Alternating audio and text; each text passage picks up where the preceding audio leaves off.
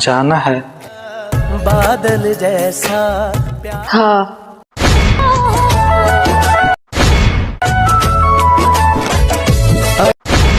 ना के जैसे सपना हो गई चूर हो दिल में रहे वाला।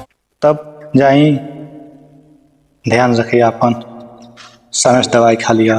हाँ ठीक। काम मत करिए, कोनो आराम करिए, जल्दी आ जाएगा।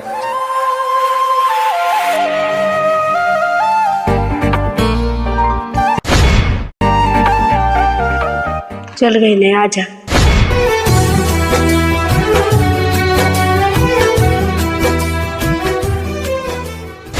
वो तरीके चाबी तो छूट गए। आखिर कब तक हमने के तरफ से छुप छुप के मिल जाए? छोड़ काहे देत लो अपना मर्दा का? अब वो समय आइए गइल बा, बहुत जल्दी ओके छोड़े वाला बानी हम। आईना के जैसे सपना